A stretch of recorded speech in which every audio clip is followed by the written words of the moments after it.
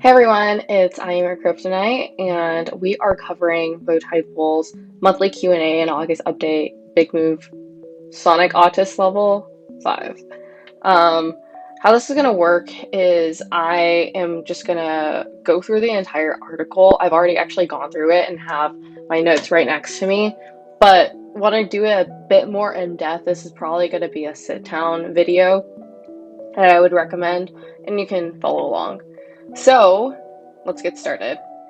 So this is their monthly portfolio update along with a Q&A session. If you're a member of Bowtide Bull, you have access into asking questions in the monthly Q&As. If you are not a member, you don't get that access. They actually provide personalized answers to everything, which I would highly recommend taking advantage of and subscribing for $2 a month.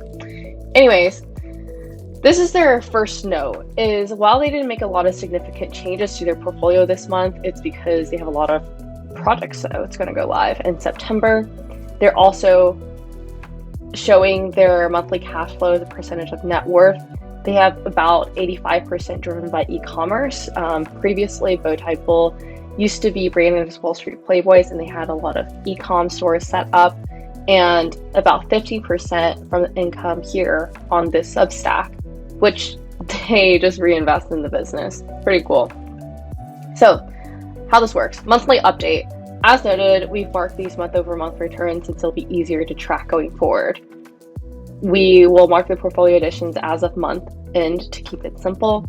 All the data is presented as a percentage of net worth. This is the best way to do it, whether the returns are up or down in 1 month, it recalibrates to 100% and also makes the information easier to read. It's also pretty easy as a viewer because you can always calculate, you can match the percentages of their portfolio to your own portfolio. Okay, let's go.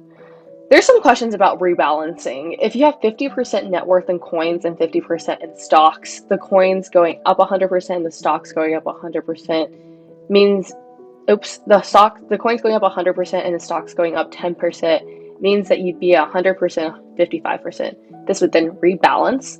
So you'd actually have 64.5% in crypto and 35.5% in stocks by the end of the month. 100 over 155 and 55 over 155 is shown in tables below. It's going to scroll down to that.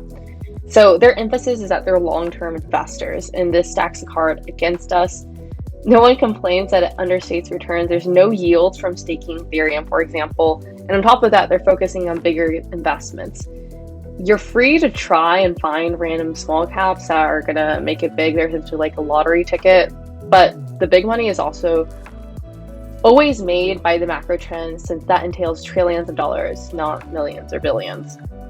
So let's get into the overview. This is the traditional portfolio.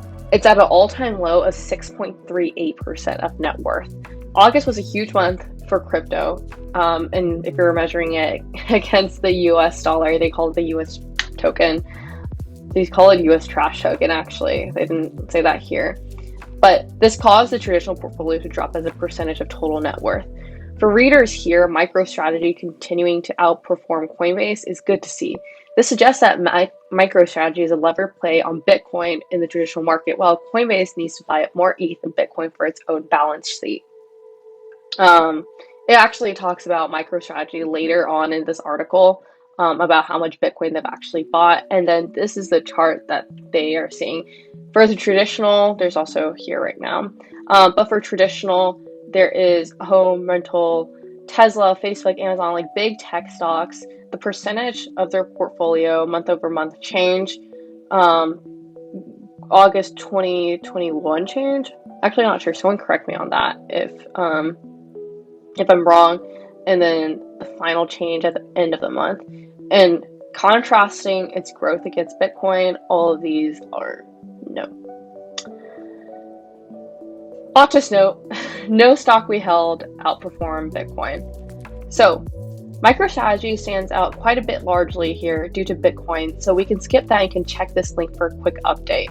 Beyond this, Big Tech had a great run, and even our new SMH position did okay.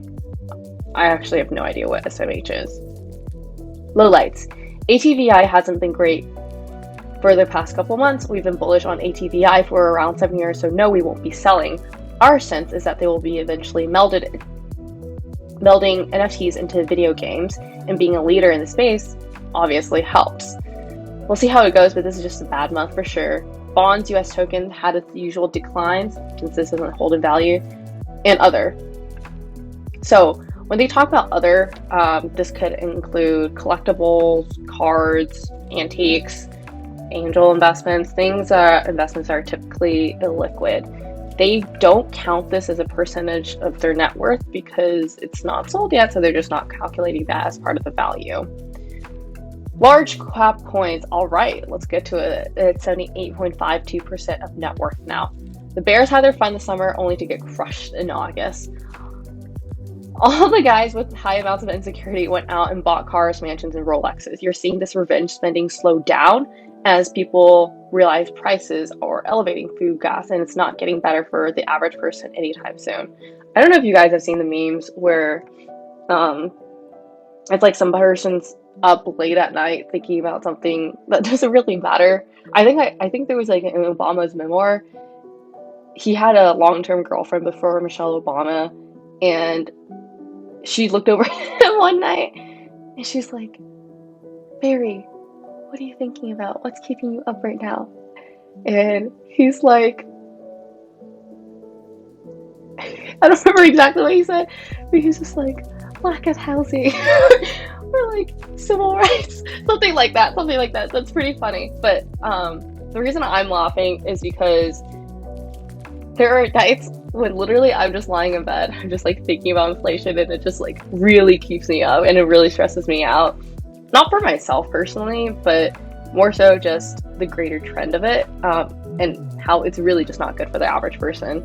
And talking about revenge spending, I can definitely speak to this as like an anecdotal note, just to highlight this into YouTube, is spending the summer in San Francisco. I'm still shocked by the prices, and I was pretty excited to come back to Austin, Texas, and I was still shocked by the prices. Like, there's no reason that getting 2 burritos, like going to get a burrito with a friend, should be $35-40. There's no reason for that.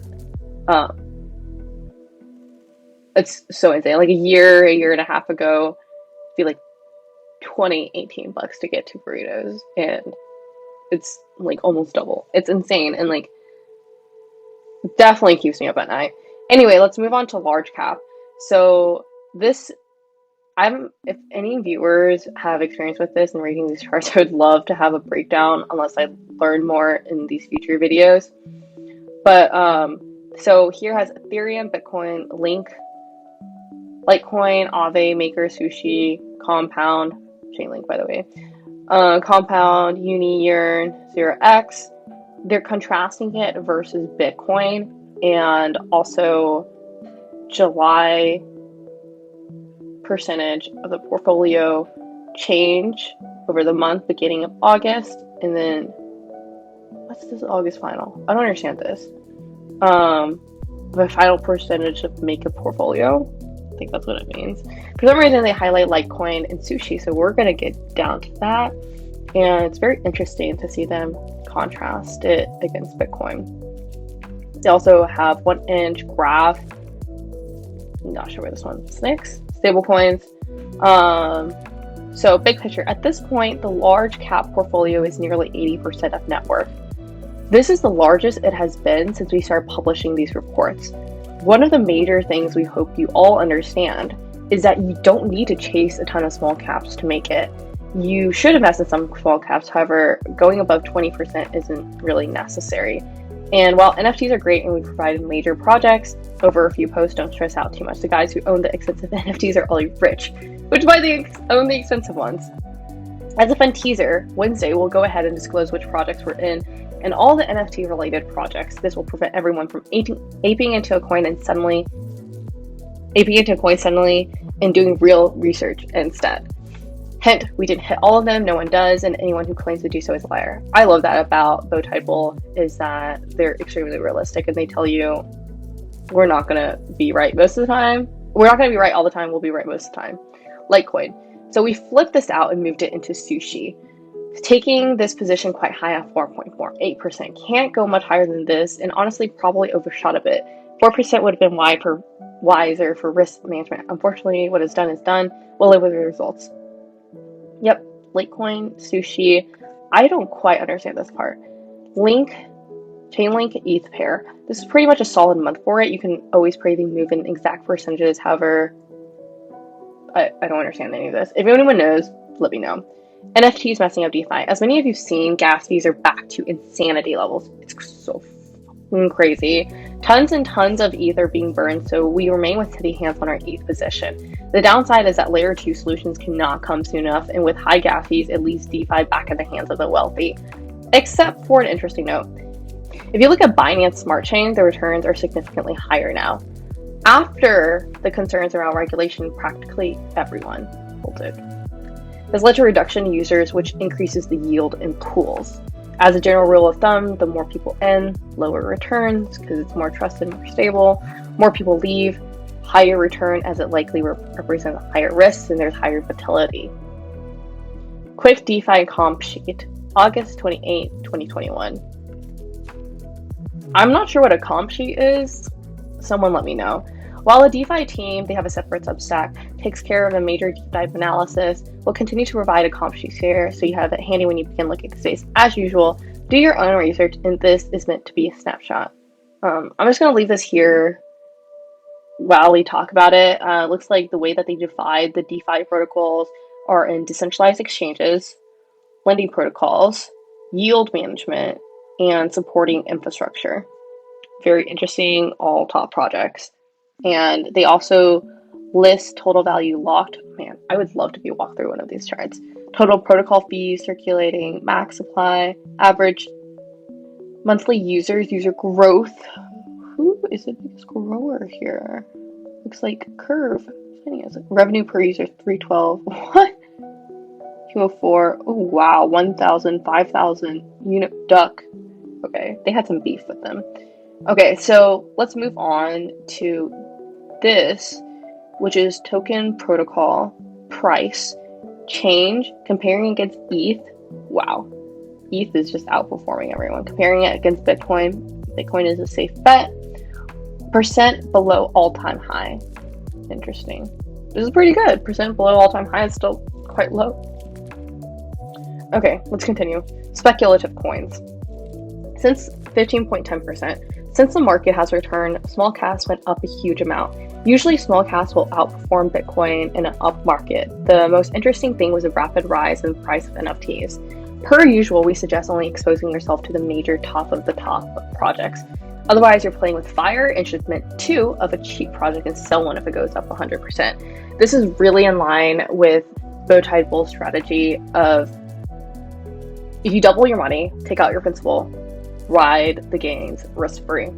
So let's take a look at this chart. Speculative, stacks, not sure what this one, unit protocol, BNB, I should know, I think it's Binance something, Pancake, XMR, I think this is security tilt, NFTs. Interesting. Comparing against Bitcoin, okay, awesome. Stacks. Pretty solid performance. If you're staking stacks as well as you're earning double-digit percent APY in Bitcoin rewards, not US dollars. If you're on OKCoin, they have a new promotion for 30%. Sheesh. Other items. Clarity Universe starts September 1st. What is Clarity Universe? This is what Clarity Universe is. July 15, 20. Now entering the smart contract for Bitcoin cluster. The Stacks Foundation is pleased to kick off limited invitations to Clarity Universe, a portal that brings together everything a developer, project, or company needs to be successful with Clarity smart contract language. Clarity was, okay. And then there's a 6-week guided course for developers ready to use smart contracts, a job board. Interesting. You can join the waitlist and expect general registration to be open before the end of August. And this is really interesting. Building on Bitcoin, just like Stacks, but different. Anyways, let's move on. So, September 1st, in number 2, you've got NFTs on Bitcoin now.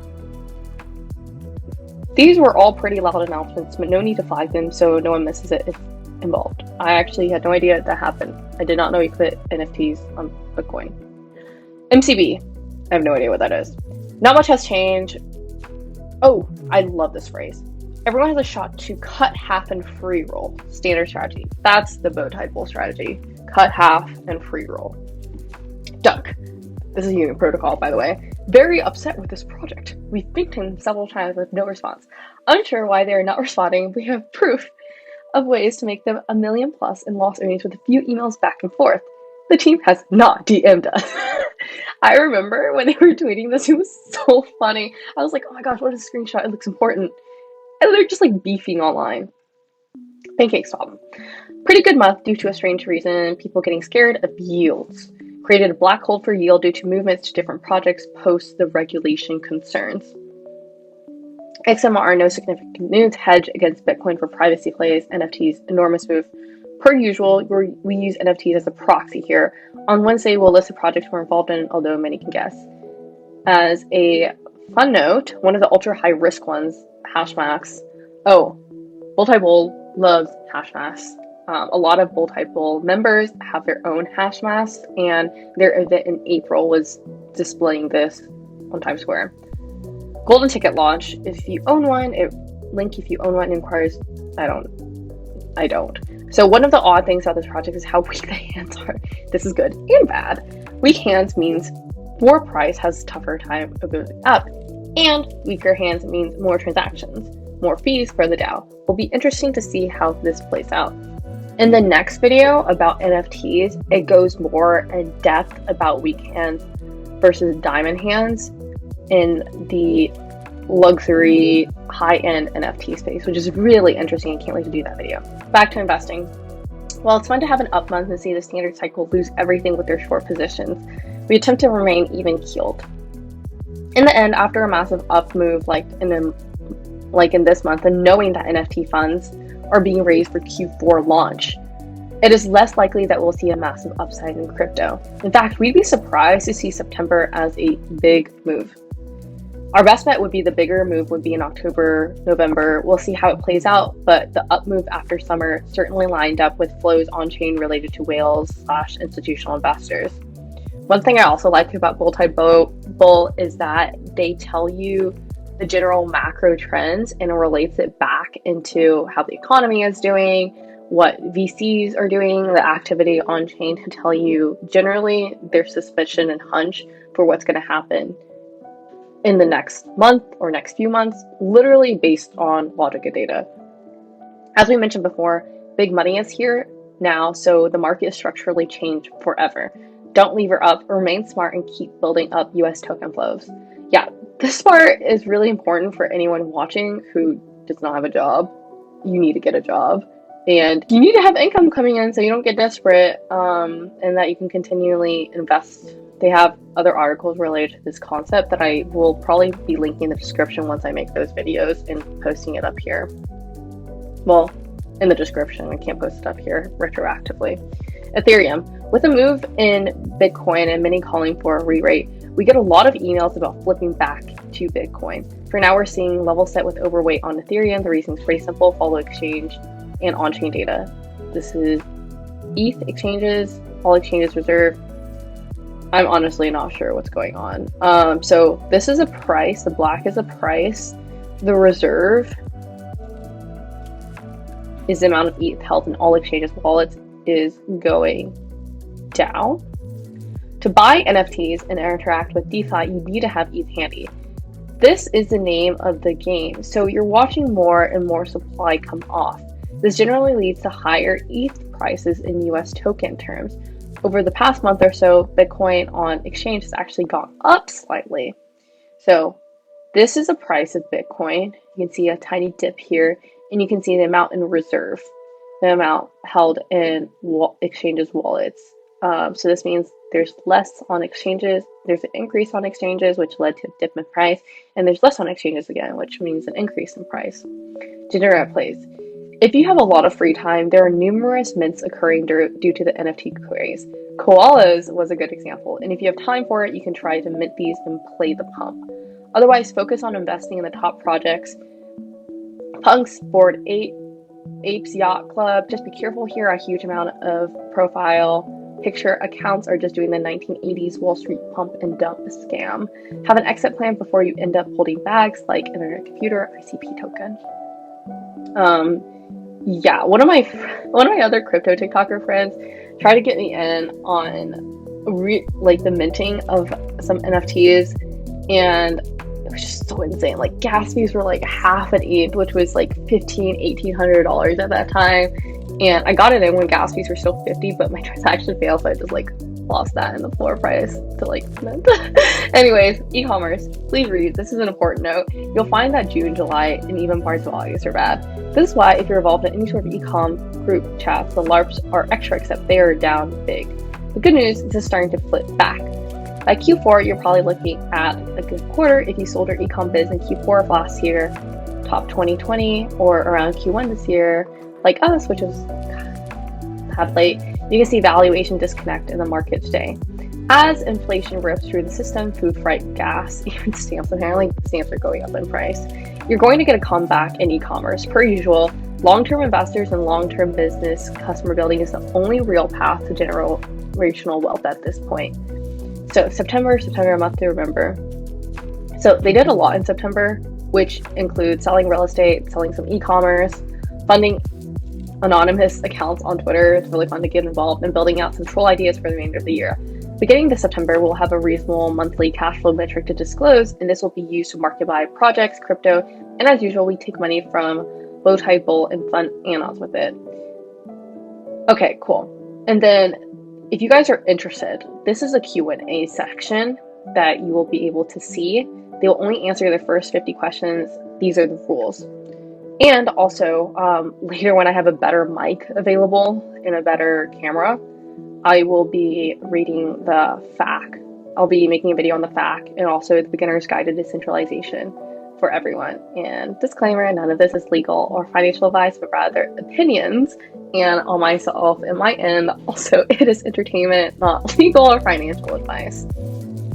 So I hope this was super helpful for other people, and expect to see a few reviews of these articles come out every single week. I've been a long time reader. There might be times when you see me have a slip of the tongue and call Bowtie Wall Street Playboys, because that was their original branding before either they got bought out or they just did a rebranding sometime in April/March. Huge fan of theirs since this winter.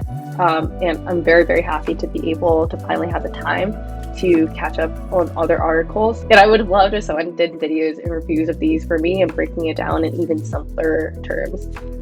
Anyway, subscribe. I'll be making a lot more of these Bowtie article reviews so that you can just watch and listen while you are doing whatever knows what, when you can't just sit down and read. And yeah, let's get more people onto Degen Island, more people into crypto, and I'll see you guys next time. And give me lots of comments, feedback about what you're seeing and what you want me to cover.